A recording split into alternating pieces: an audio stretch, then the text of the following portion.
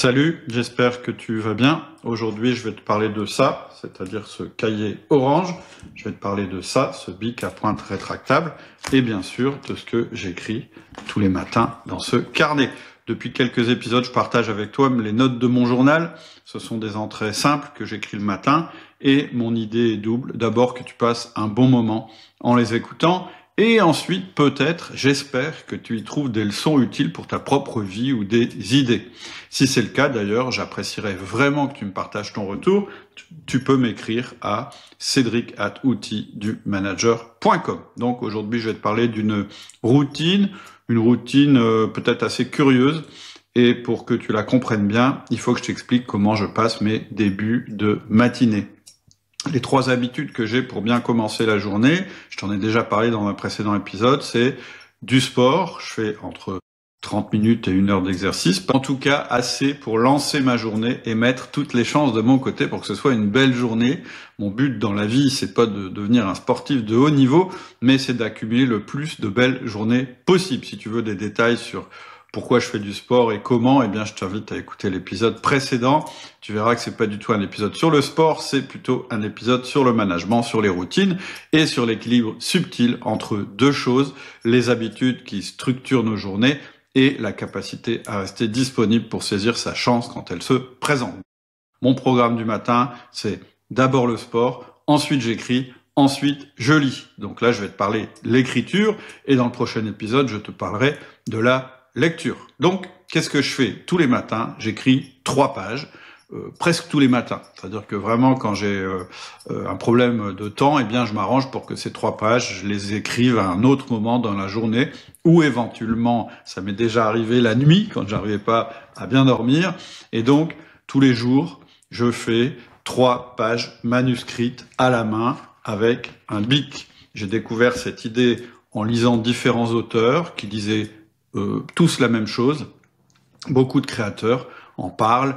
L'idée, c'est simple, c'est d'écrire tous les jours, quoi qu'il arrive, sans se soucier vraiment d'être relu et sans chercher d'ailleurs à être publié.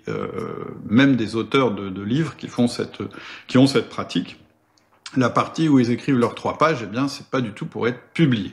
Et donc, au début, c'était pas vraiment naturel pour moi de faire ce genre de choses. Moi, j'ai une tendance à vouloir toujours trouver une utilité claire à ce que je fais, et donc que ce soit entre guillemets productif ou que ça m'apporte du plaisir, que ce soit agréable. Et là, pour la première fois, j'ai décidé de faire cette chose-là sans raison précise, juste pour voir. Je me suis dit, au pire, ça m'apprendra à mieux écrire, et mieux écrire, ça m'intéresse, parce que bien écrire dans mes activités, c'est utile. Donc, j'ai commencé, et depuis, j'ai jamais arrêté. Chaque jour, je noircis, ou plutôt je bleuis 3 pages au minimum. Donc, je sais pas si tu réalises, 3 pages par jour, ça fait presque 100 pages par mois, et plus de 1000 pages par an. Et quand j'ai fini un carnet, je le ferme et je le stocke dans une boîte. Donc, j'ai une boîte avec plein de carnets que je relis pas, en fait. Je voudrais te parler de l'écriture automatique. Au début, j'ai testé l'écriture automatique. Donc en fait, l'écriture automatique, c'est écrire sans lever son stylo, en laissant couler tout ce qui vient. Et franchement, bof, pour moi, ça n'a pas été une super expérience. Je tournais en boucle, c'était répétitif, je trouvais que c'était moche à regarder, ça avait aucune cohérence, ça m'ennuyait. Bref, ça m'a un peu en fait rappelé mes tentatives de méditation. La méditation, j'ai essayé plusieurs fois et j'ai jamais accroché. Je sais que c'est très très bien, que tout le monde en parle, mais apparemment c'est pas mon truc. Moi, je préfère peut-être marcher, courir ou bien conduire une de mes voitures. C'est un peu ça ma méditation, on va dire, c'est faire quelque chose qui est différent de mon travail ou d'une activité avec d'autres personnes et qui me procure un plaisir immédiat et qui me permet de laisser mes pensées vagabonder. Donc voilà, moi j'aime bien faire un tour en voiture et puis complètement penser à autre chose pendant que je fais ça. Donc, écriture automatique, c'était pas trop pour moi, mais quand j'y réfléchis, je crois quand même que la manière dont j'écris, ça reste une forme peut-être de méditation. Parce qu'au moment où j'écris, en fait, mes pensées et mes gestes sont parfaitement alignés. Je pense, j'écris, et ce que j'écris, c'est exactement ce que je pense, à l'instant où je le pense. Et donc, je pense que la méditation, c'est un peu ça, c'est être dans le présent. Donc, je prends mon stylo et puis j'attends qu'une idée vienne. Ça peut être une idée sur le boulot, sur la vie en général, sur une lecture ou même sur un film que j'ai vu hier, peu importe. Et plus je pratique, en fait, plus c'est simple. C'est-à-dire que le fait d'ouvrir mon cahier, de prendre mon crayon, bim, j'ai le premier truc qui vient et je commence à écrire. Ça prend un millième de seconde. Alors évidemment, ça n'a pas toujours été comme ça. La première fois, en fait, j'avais pas d'idée. Alors j'ai simplement décrit ce qui m'entourait. Le bruit de la bille sur le papier, le soleil du matin sur mon dos, les oiseaux qui chantaient, j'entendais la voie ferrée au loin, ou les voisins qui commençaient à prendre leur petit déjeuner, etc. Je me souviens aussi que j'ai décrit le vent qui rabattait la page du cahier, la page de droite de mon cahier sur mon bras. En fait, j'ai écrit rien d'extraordinaire, mais ce qui comptait, c'était d'écrire, et d'écrire lisiblement, parce que moi j'ai une écriture naturelle, si je fais pas attention, atroce. Et en fait, quand j'ai commencé cette pratique, ça me dérangeait en fait que ce soit pas beau. Donc, quand j'écris, je prends mon temps pour tracer joliment. Alors, c'est peut-être pas un premier prix d'écriture, mais voilà, j'ai aussi un vrai plaisir esthétique à voir les lignes qui se forment et qui remplissent la page. D'ailleurs, j'utilise toujours le même matériel. C'est ce que je te montrais tout à l'heure. C'est ça. C'est un bic donc rétractable bleu avec une pointe moyenne, et puis là-bas sur la table qui est un peu plus loin, j'ai une boîte de 50 pour être sûr de toujours avoir un bic, parce que quand tu écris régulièrement comme ça, quand tu écris 1000 pages avec le même crayon dans l'année, bah ça va assez vite, ça consomme assez vite. Après, je te conseille pas de prendre ce genre de crayon ou celui-là en particulier. Je te conseille surtout d'en prendre un qui te corresponde. Et puis, j'ai un carnet à 5 petits carreaux avec une couverture un peu souple, mais j'en ai eu d'autres avec des carnets rigides. Mais en fait, ce qui est important, c'est que ce soit agréable à faire. Moi, il y a je prends des carnets et immédiatement, ça me va pas. Je trouve que ça écrit pas bien, etc. Donc bref, je vais pas passer des heures là-dessus, mais si tu veux que ta pratique s'ancre, il faut qu'elle soit agréable. Et je dirais que la partie juste de l'écriture, du bruit que ça fait, de la sensation que tu as, c'est vachement important. Ça paraît anecdotique, mais ça compte et ça participe au plaisir. Quelquefois, je suis dans un hôtel, j'ai oublié mon carnet, je vais écrire sur une des feuilles qu'on met à ma disposition avec un crayon de bois, mais à chaque fois, ce sera moins bien. Et puis, l'environnement aussi, pour moi, il est important. C'est-à-dire qu'en ce moment, j'écris sur ma terrasse, parce que on est en été, qu'il fait chaud, qu'il fait beau et que même très tôt, eh bien, on peut se tenir dehors. Et puis quand il pleut, je vais me mettre dans le salon, mais je vais me mettre devant la baie vitrée parce que j'ai une belle vue. Et puis en hiver, je vais me mettre à côté de la cheminée, si elle est allumée, évidemment, peu importe. Mais en fait, ce que je veux dire, c'est que il faut qu'il y ait quelque chose d'agréable dans l'expérience.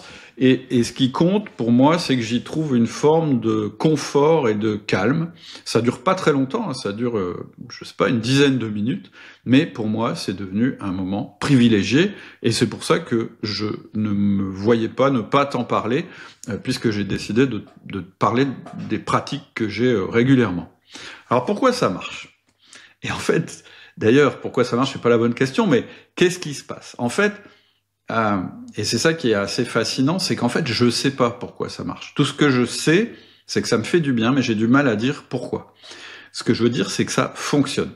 D'ailleurs, ça me fait penser à un chapitre que j'ai lu dans un livre d'Oliver Burkeman, qui est un auteur que j'aime bien, qui est anglais, et qui parle un petit peu justement de la méditation. Pourtant, je pratique pas la méditation, et aussi de la difficulté qu'il a, c'est quelqu'un de très perfectionniste, et de la difficulté qu'il a à être moins perfectionniste, justement.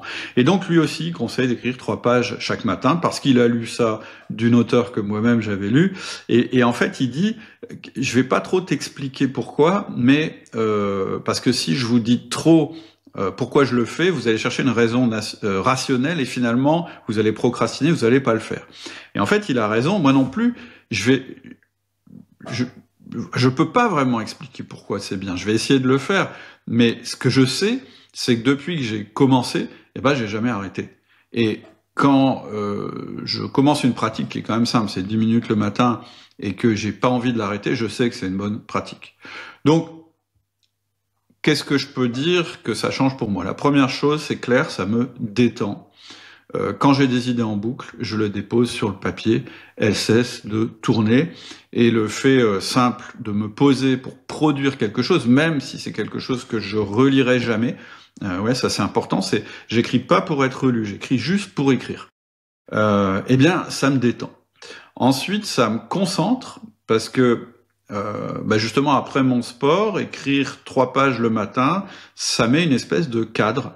Ça m'oblige un petit peu à ralentir mes pensées, à pas foncer aussi directement sur les mails, les news ou directement dans ma voiture. C'est-à-dire que c'est quelque chose qui va sortir de moi. C'est pas quelque chose que je vais lire. Je le fais d'ailleurs avant de lire, et je le fais évidemment avant de consulter les réseaux sociaux, etc., etc. C'est vraiment un moment où je me pose pour sortir quelque chose de moi et pas absorber quelque chose de l'extérieur. Et puis, bien sûr, je pense que ça me permet de mieux écrire. Et là, je parle évidemment que j'ai besoin de mieux écrire pour Outils du Manager, mais même en dehors d'Outils du Manager, pour mes mails, mes présentations, mes formations, je pense que ça m'aide. En fait, quand tu écris, ça t'oblige à poser les choses, à les regarder, à les structurer. Et quand tu fais ça très régulièrement, moi, je suis absolument persuadé que ça donne aussi une certaine structure à ton esprit. Et puis, la raison la plus importante, et que j'ai dite en premier, ça me donne un plaisir simple, un plaisir que je n'avais plus, qui est d'écrire à la main. Parce que aujourd'hui, moi, j'écris quasiment plus que sur mon téléphone, sur mon ordinateur, j'écris très très peu à la main. Alors maintenant, est-ce qu'on peut faire un lien avec le management? Parce qu'on est quand même sur un podcast sur le management. Je pense quand même qu'il y a un lien direct, parce que quand tu écris, tu clarifies. Et quand tu clarifies, tu deviens un meilleur manager. Tu deviens un meilleur manager parce que tu sais ce que tu veux dire et tu sais ce qui est important. Et ça change beaucoup de choses dans notre manière de communiquer. Donc, premier conseil que je te donne, c'est essaye le truc. C'est magique, je te le dis, un peu comme Oliver Burkeman le dit dans son livre. Et d'ailleurs, si tu veux le tester maintenant, n'écoute pas la suite du podcast. Si tu es déjà convaincu, arrête le podcast, commence demain matin. Je veux pas te polluer avec des arguments rationnels que je vais donner par la suite. Si toi, ça t'a parlé dès maintenant, eh bien, commence demain matin. Arrête l'épisode. Oublie pas de me faire un retour sur cédric@outildumanager.com et de t'inscrire à mes mails privés. Je pense que, même comme moi, si tu ne le sais pas précisément, eh bien, si tu commences cette pratique, tes journées vont être meilleures. Ça, c'est pour les gens qui n'ont pas besoin d'arguments. Mais je sais que vous êtes nombreux, probablement des gens qui ont des emplois du temps très chargés ou qui ont un profil comme le profil consciencieux dont on parle en disque, qui ont besoin d'un peu plus d'arguments. Donc, maintenant, je vais te donner plus d'arguments. Le premier argument, je vais le reprendre, c'est une forme de méditation active. Écrire 3 pages, c'est pas seulement gribouiller, c'est vraiment une méditation active. Ça fait que tu canalises ton attention sur un geste simple. Tenir ton stylo, écrire bien, tracer une ligne, trouver les mots. Et en même temps, il y a une coordination donc entre ton cerveau et ce que tu es en train de faire. Tu es dans le présent, tu es pas dans hier, tu es pas dans demain, tu es juste là, sur la page. C'est ce qu'on appelle une expérience de flow, une petite expérience, mais c'est une expérience de flow. Si tu sais pas ce que c'est que le flow, tu peux regarder mes épisodes sur le sujet, c'est F-L-O-W, et je pense que c'est une très bonne chose que d'apprendre à se mettre en état de flow.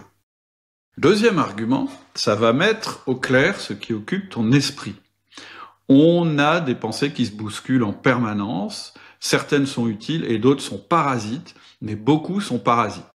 C'est dû évidemment à notre fonction. Quand on est chef d'entreprise ou manager, on réfléchit beaucoup, on a beaucoup d'informations qui nous remontent, et tout ça, ça fait une espèce de, de chaos dans notre esprit.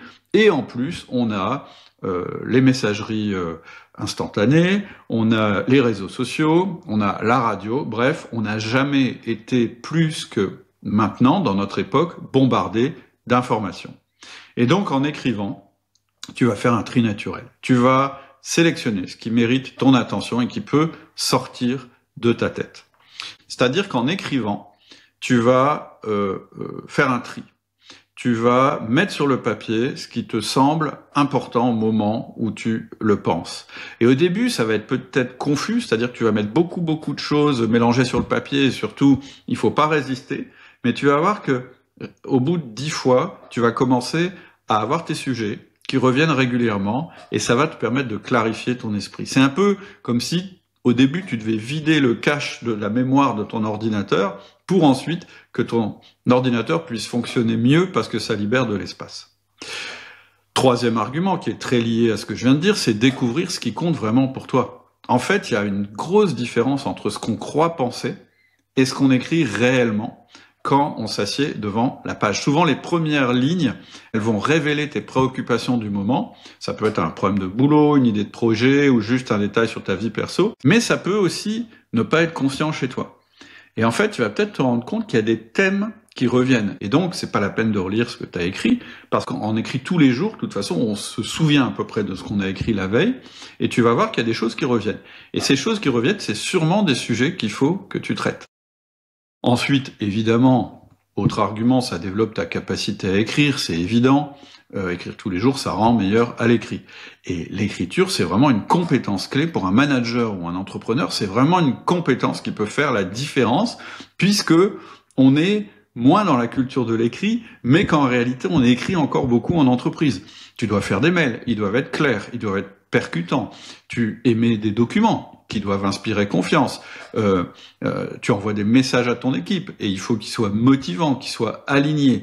Et donc, en fait, à chaque fois que tu écris, c'est une forme d'entraînement assez discrète qui va améliorer tes communications. Mais ça va aussi améliorer ta parole. Écrire, c'est aussi apprendre à parler.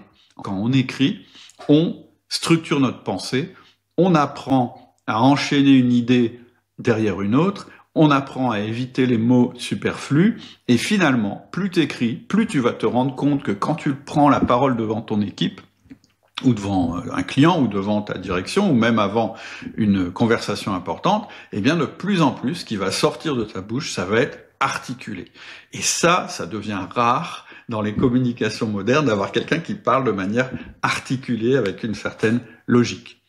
Sixième argument, l'écriture, ça va structurer ton esprit. C'est-à-dire que écrire chaque matin, c'est un peu comme quand on fait du sport, mais pour ton esprit. Ça va muscler ta capacité à ordonner tes idées, ça va t'entraîner à distinguer le bruit de l'essentiel, j'en parlais tout à l'heure, ça va enrichir ton vocabulaire, ou au contraire, t'apprendre à t'exprimer de manière plus claire, même à l'intérieur de toi-même, et plus tu vas le faire, plus tu vas gagner en calme et en concentration et en confiance. Ça, je suis assez persuadé qu'écrire 3 pages tous les matins, ça donne de la confiance dans la journée qui va s'annoncer. Et puis un dernier argument, peut-être un peu plus subtil, c'est que ça te fait construire un capital invisible. En fait, je stocke mes cahiers. Je les mets dans une boîte. J'ai jamais trop compris pourquoi je faisais ça. Je me suis dit, mais puisque je me relis jamais, pourquoi je les jette pas? J'ai l'impression que c'est parce que j'ai besoin de visualiser, même si je lis pas les choses, que j'ai une espèce de capital que j'ai créé en faisant cette activité qui est dans mon cerveau et j'ai besoin de savoir qu'il existe. Et en fait, avoir fait cette pratique, avoir écrit 1000 pages chaque année, eh bien, ça te donne une espèce de capital, ça te donne une espèce de modèle mental qui est peut-être pas complètement formalisé. Moi, je conseille de le formaliser bien plus dans mes formations, mais déjà, tu sais que tu as construit quelque chose ligne après ligne. Donc, voilà, c'était mes arguments pour les personnes les plus rationnelles qui m'écoutent. J'espère que ça vous permettra de voir l'écriture matinale, ces 3 pages, pas comme une lubie ou un gadget, mais vraiment comme une habitude puissante qui va agir à plusieurs niveaux, au niveau de l'esprit, mais aussi dans la manière dont vous allez manager, dans la manière dont vous allez communiquer, et puis dans votre attitude. Ça va cultiver votre calme intérieur. Voilà, j'en ai fini, c'est un sujet qui me passionne, mais je pense que j'ai dit l'essentiel. Essaye, pendant une semaine, juste une semaine, essaye d'écrire 3 pages chaque matin, peu importe ce que tu écris, et observe ce qui se passe. Et moi, j'aimerais bien que tu reviennes vers moi en m'écrivant sur Cédric@outils du manager, et que tu me dises que ça a changé dans ta pratique. Je le partagerai éventuellement sur un épisode où je reprendrai un petit peu toutes vos réactions par rapport à cette série d'épisodes un petit peu particuliers. Et puis n'oublie pas, en descriptif du podcast, tu peux rejoindre la liste privée, ma liste mail privée, simplement en cliquant sur le lien qui est en dessous. C'est gratuit, c'est utile, et si ça te barbe, tu peux te désinscrire à tout moment. Je te souhaite une très bonne semaine et je te dis à bientôt.